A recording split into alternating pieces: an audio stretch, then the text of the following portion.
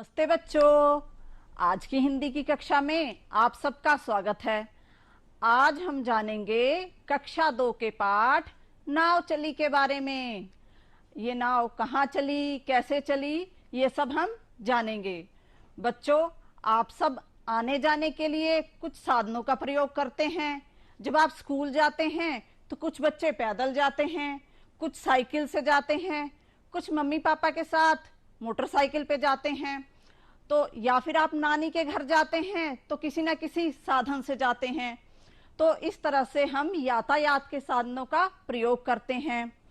तो हम पाठ में जाने से पहले कुछ यातायात के साधनों के नाम दोहरा लेते हैं। तो बच्चों देखिए, ये है साइकिल। ये सब आप सब ने देखी होगी या आप सब ने चलाई भी होगी, और इसको चलाने के लिए हमें ईंधन की जरूरत नहीं पड़ती। इसमें पैडल लगे होते हैं और जिसे कि हम पैडल की सहायता से चलाते हैं। और बच्चों, ये है स्कूटर। आप सब स्कूटर से स्कूल भी गए होंगे अपने पापा के साथ, और इसे चलाने के लिए ईंधन की जरूरत होती है, जिसे कि पेट्रोल कहते हैं। और इस पर 2 लोग सवारी कर सकते हैं, और इसको पर चलने के लिए हेलमेट की आवश्यकता होती है दोनों लोगों को। तो आप सब ध्यान रखेंगे। और बच्चों, ये है बस। ये भी यातायात का एक तेज साधन है, और इसका हम लंबी दूरी के लिए भी प्रयोग करते हैं और कम दूरी के लिए भी प्रयोग करते हैं। और इसमें 50-60 से लेकर 300 तक के लोगों की अलग अलग बसों में, अलग अलग आकार की बसों में व्यवस्था होती है। और कहीं कहीं पर तो 2 मंजिला बसें भी चलती हैं। और फिर बच्चों, ये है मोटरसाइकिल। इसे भी चलाने के लिए ईंधन की आवश्यकता होती है, पेट्रोल की। और बच्चों, इस पर भी चलने के लिए हेलमेट लगाना जरूरी होता है हमारी सुरक्षा के लिए। और बच्चों, ये है वैन। कुछ बच्चे वैन से स्कूल भी जाते हैं और घूमने भी जाते हैं, और इसमें लगभग 7-8 लोग बैठ सकते हैं, और इसमें 4 पहिए होते हैं। और बच्चों, ये सब तो जमीन पर चलने वाले वाहन थे। और फिर एक यातायात का बहुत ही तेज साधन है हवाई जहाज। आप सबने ऊपर आसमान में उड़ता हुआ जरूर देखा होगा। और बच्चों, ये हमें कई दिनों की यात्रा को कुछ ही घंटों में भी करवा सकता है। और फिर बच्चों, एक और जहाज होता है पानी का जहाज, जो आपको चित्र में दिखाई दे रहा होगा। ये बच्चों पानी में चलता है, और ये सामान ढोने के लिए और यात्रियों को भी एक जगह से दूसरी जगह पर ले जाने के काम आता है। और फिर बच्चों, ये है नाव, जो कि नदी में चलती है। आप सबने देखी होगी आसपास में नाव। और हमारा पाठ भी तो है नाव चली। तो चलिए हम देखें हमारी नाव कहाँ चल रही है, और क्यों चल रही है, और कैसे चल रही है। बच्चों, ये है हमारा पाठ नाव चली। तो इसमें पहले हम इसको पढ़ने से पहले इसके मुख्य पात्रों के बारे में जान लेते हैं।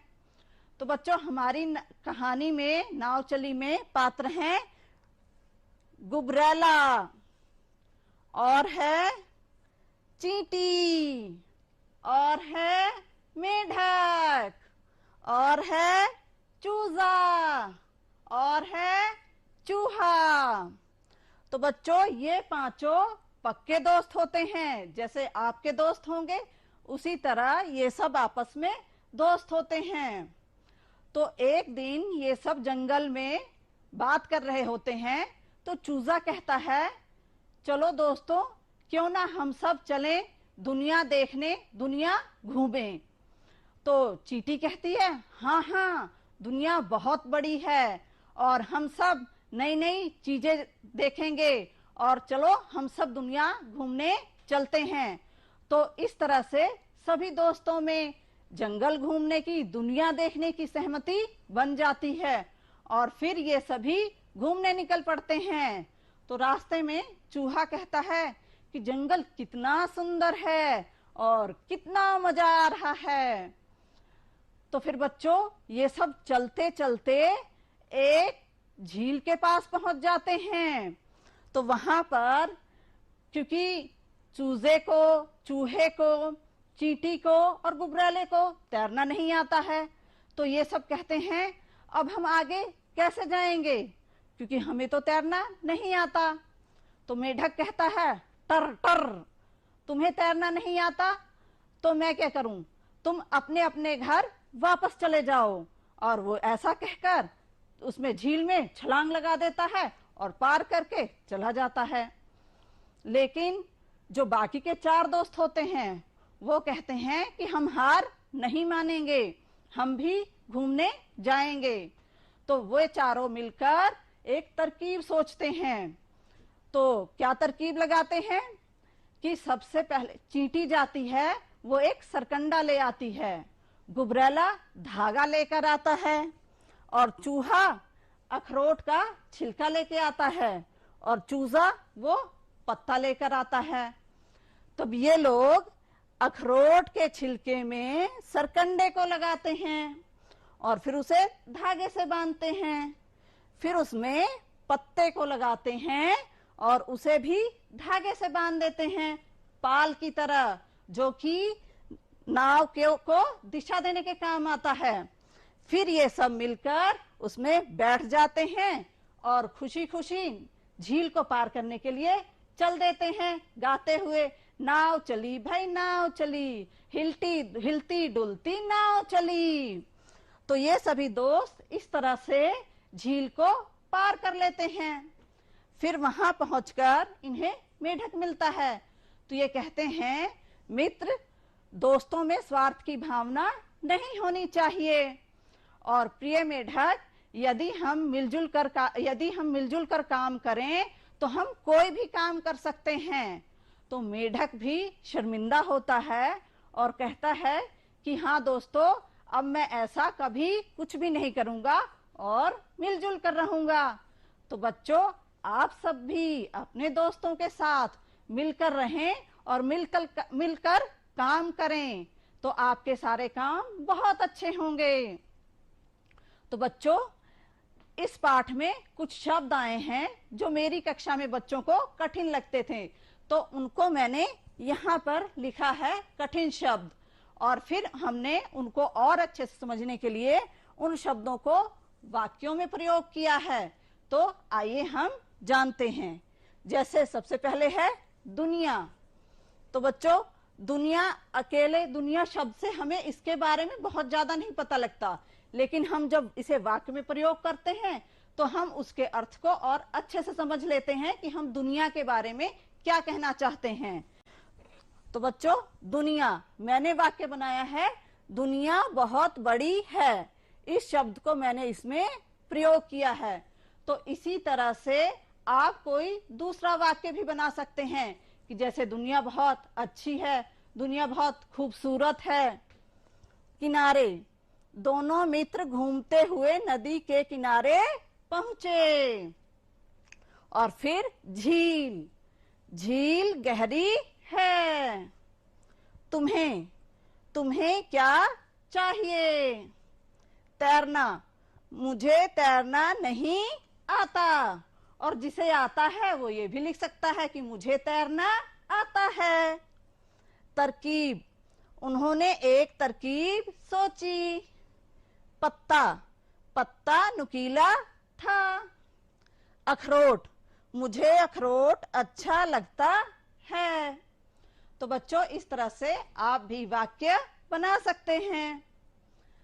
अब बच्चों, हम एक और अनेक के बारे में जानते हैं कि कोई चीज एक होती है तो हम उसे किस तरह से बोलते हैं, और एक से ज्यादा होती है तो हम उसे किस तरह से बोलते हैं।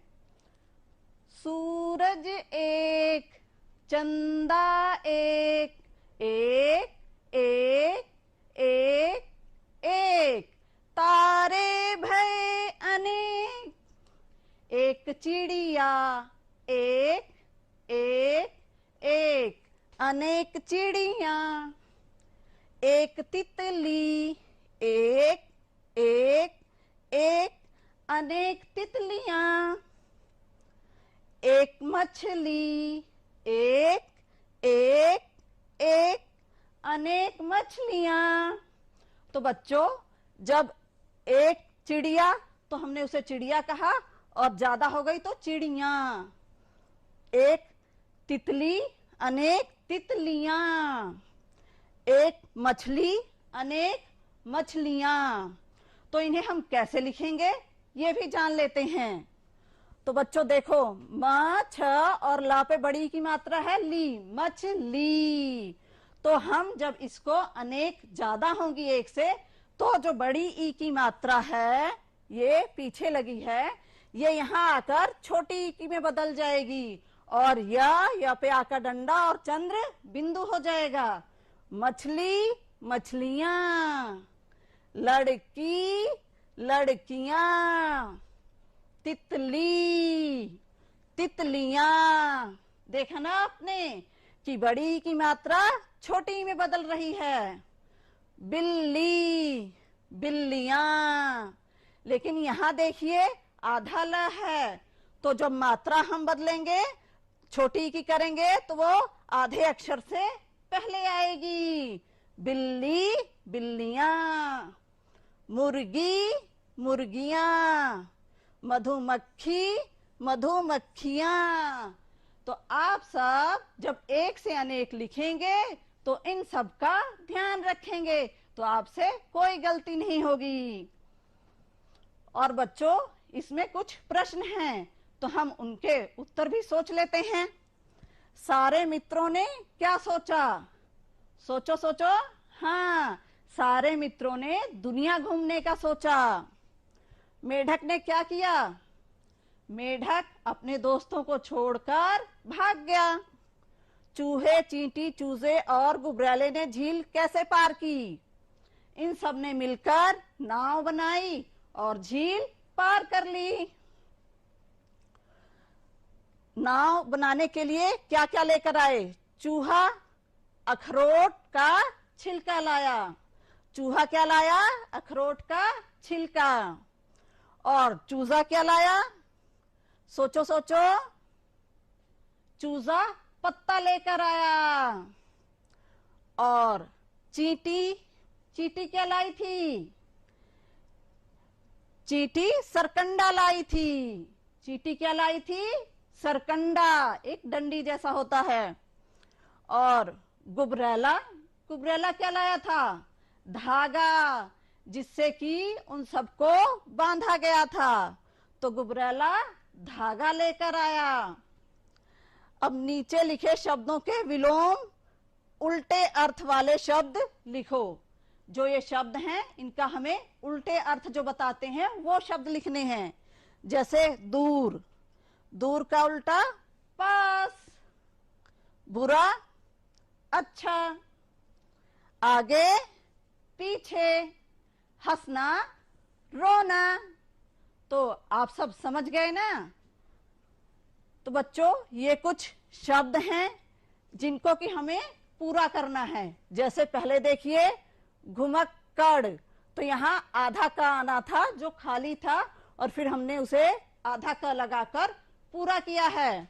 तो उसी तरह से मधुमक्खी, तो यहाँ भी आधा का आएगा जो हम यहाँ पे लिखेंगे।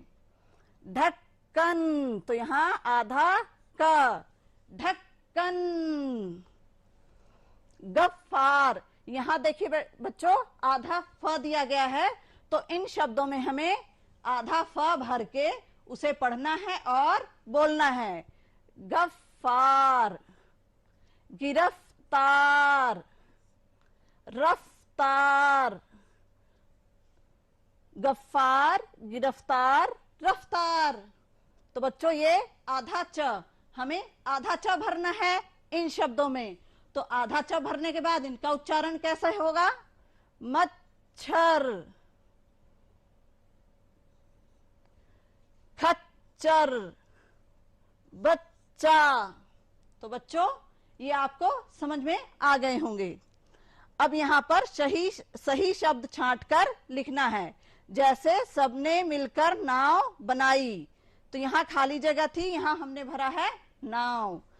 सबने मिलकर नाव को डैश में उतारा, तो किस में उतारा? पानी या पहाड़? पानी। तो यहां हम लिख देंगे पानी। सब एक साथ नाव में डैश सो गए या बैठ गए? बैठे थे ना, तो यहां हम भरेंगे बैठ गए। और फिर चूहा नाव डैश लगा, तो चलाने लगा या डुबोने?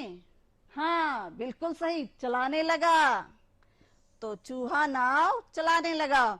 मैंने इन पे गोला किया है, आप इसे बीच में भरेंगे। बच्चों, नाव यातायात का एक साधन है, तो उसी तरह से हम सड़क पर चलते हैं और यातायात के साधनों का प्रयोग करते हैं, तो उनके भी कुछ नियम होते हैं, और जब हम उन नियमों का पालन करते हैं तो दुर्घटना नहीं होती। लेकिन अगर हम नियमों का पालन नहीं करेंगे तो दुर्घटना होने की संभावना रहती है। तो इसे हम एक कविता के माध्यम से जानते हैं, सड़क के कुछ नियमों के बारे में। तो आइए हम कविता दोहराते हैं। सड़क बनी है लंबी चौड़ी, सड़क बनी है लंबी चौड़ी, उस पर जाती मोटर दौड़ी, उस पर जाती मोटर दौड़ी, सड़क पार सीधे मत जाओ, सड़क पार सीधे मत जाओ, जेब्रा क्रॉसिंग पर आ जाओ, जेब्रा क्रॉसिंग पर आ जाओ, दाएं बाएं नजर घुमाओ, दाएं बाएं नजर घुमाओ, सड़क पार फिर तुम चले जाओ, सड़क पार फिर तुम चले जाओ। तो बच्चों, सड़क पार करने के लिए हमें सीधे दौड़कर नहीं जाना होता है, हमें जेब्रा क्रॉसिंग से सड़क पार करनी होती है। जैसे कि इसमें दिख रहा है, ऐसी सफेद और काली धारियां बनी होती हैं सड़क पर जहां बत्ती होती है। तो सड़क पार करने के लिए हमेशा इन जेब्रा क्रॉसिंग का ही प्रयोग करें। और पैदल चलने के लिए भी सड़क के बगल में फुटपाथ बना होता है, थोड़ी ऊंची सी जगह होती है। तो जब आप सड़क पर चलें तो हमेशा फुटपाथ पर चलें। और बच्चों, सड़क पर या सड़क के पास नहीं खेलना चाहिए। जब आप सड़क पर खेल रहे होंगे तो कोई भी गाड़ी आ सकती है जिससे दुर्घटना हो सकती है। और अगर सड़क के पास भी खेल रहे हैं तो खेलते खेलते आपकी गेंद या कोई सामान सड़क पर चला जाएगा, जिसे आप लेने के लिए जाएंगे और फिर दुर्घटना होने की संभावना बढ़ जाती है। इसलिए सड़क पर और सड़क के पास बिल्कुल नहीं खेलना चाहिए। और बच्चों, आपने देखा होगा सड़क पर ऐसी बत्तियां बनी होती हैं, तो जब लाल होती है तो गाड़ियां रुक जाती हैं, और पीली बत्ती का मतलब होता है कि आप चलने के लिए तैयार रहें, ये गाड़ियों के लिए होता है, और हरी बत्ती का मतलब है आप जा सकते हैं। तो उसी तरह से यहाँ पर ये बत्ती लगी हुई है और इनके रंग लिखे हैं, और हमें इनको मिलाना है। मैंने इनको आगे पीछे लिखा है। तो बच्चों देखिए, लाल, लाल का मतलब रुकिए, तो हम लाल को रुकिए से मिलाएंगे। और पीली, पीली का मतलब तैयार हो जाएं। और हरी, हरी का मतलब आगे बढ़िए। तो बच्चों, आप सब इन बत्तियों का और नियमों का पालन करेंगे और दुर्घटना से बचे रहेंगे।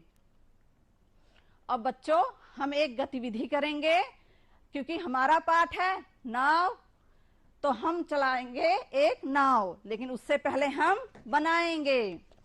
तो बच्चों, आप एक ऐसी शीट ले सकते हैं, और या फिर आप जो वेस्ट पेपर होता है आप उससे भी नाव बना सकते हैं।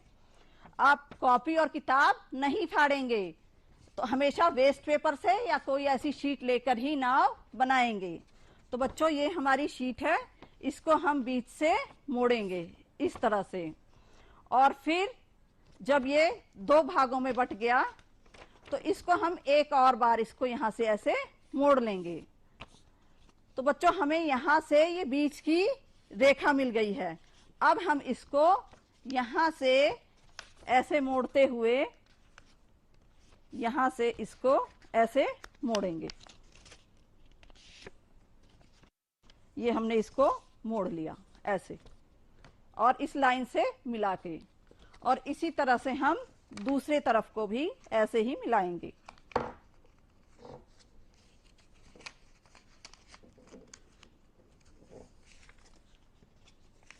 हमने इसको ऐसे मिला दिया।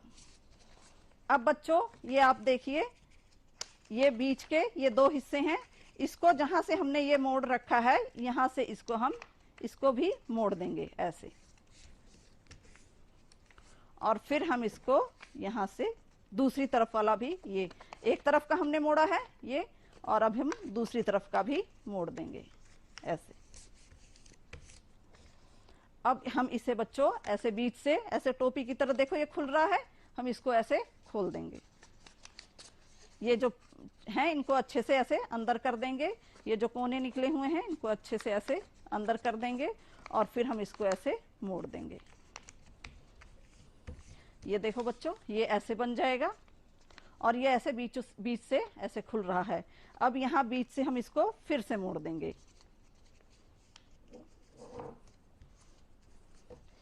ये हमने एक तरफ का मोड़ दिया, अब हम दूसरी तरफ का भी मोड़ देंगे। ये बच्चों फिर देखिए ये ऐसे बन रहा है, और इसको हम बीच से ऐसे ही फिर से मोड़ देंगे, ये फिर ऐसा ही बन गया जैसा पहले था, और हम फिर से इसे यहां से मोड़ेंगे।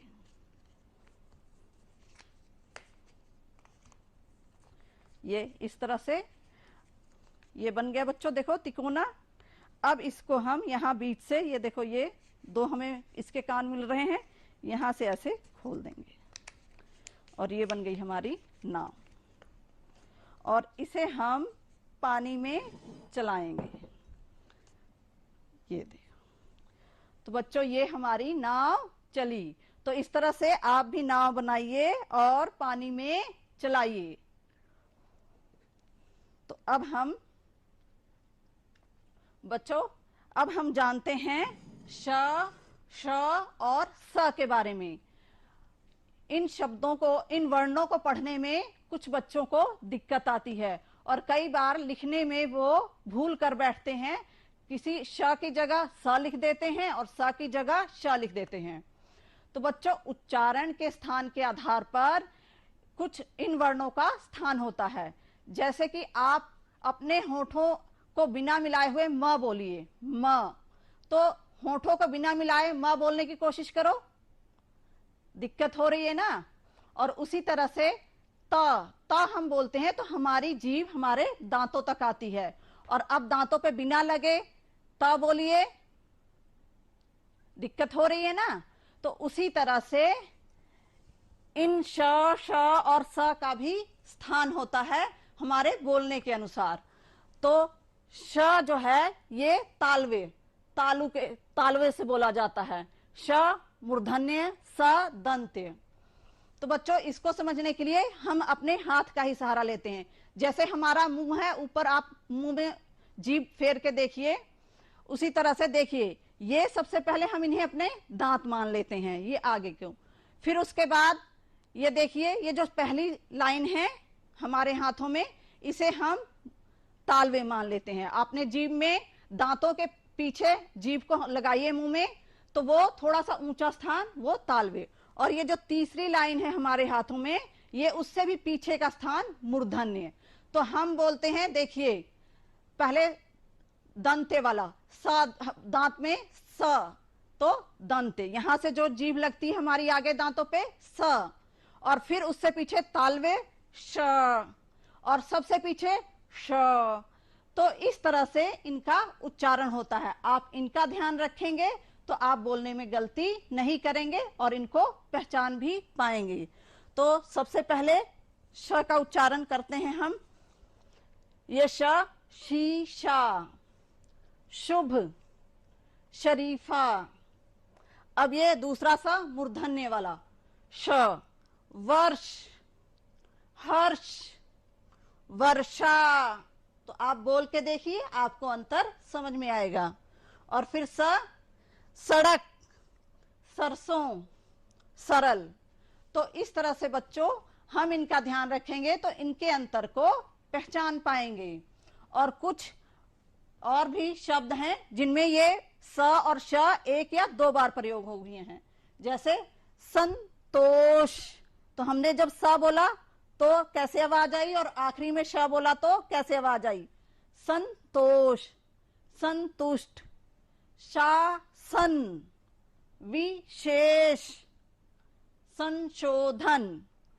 तो बच्चों, मुझे आशा है आप समझ गए होंगे स, श और श में अंतर। अब बच्चों, ये वर्ण हैं, इनसे हमें शब्द बनाने हैं।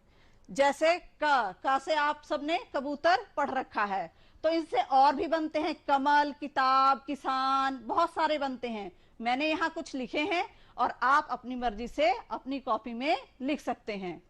क से कमल, क से किताब, क से किसान, ख से खरगोश, ख से खाली और ख से खेल। अच्छा लगता है ना। ग से गाय, ग से गमला, ग से गुबरैला, हमारी किताब में था। घ से घर, घ से घड़ी, घ से घोंसला और च से चूहा, च से चींटी, च से चूजा, ये तो हमारी कहानी में ही थे।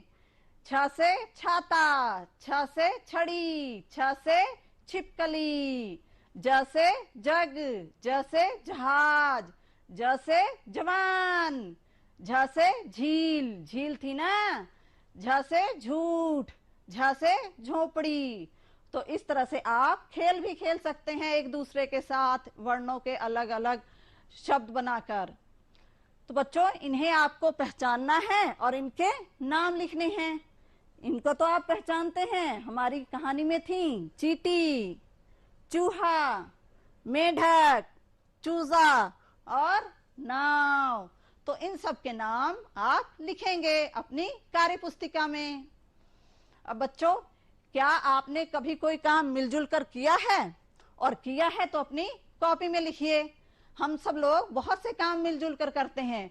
जैसे आप अपने अध्यापकों के साथ मिलकर कई बार रजिस्टरों पे कवर चढ़ाते हैं, या स्कूल में और भी कई काम होते हैं तो आप अपने अध्यापकों की मदद करते हैं, या फिर आप घर में मम्मी के साथ सब्जी कटवाते हैं, या फिर कई और तरह के काम अपनी मम्मी के साथ मिलकर करते हैं।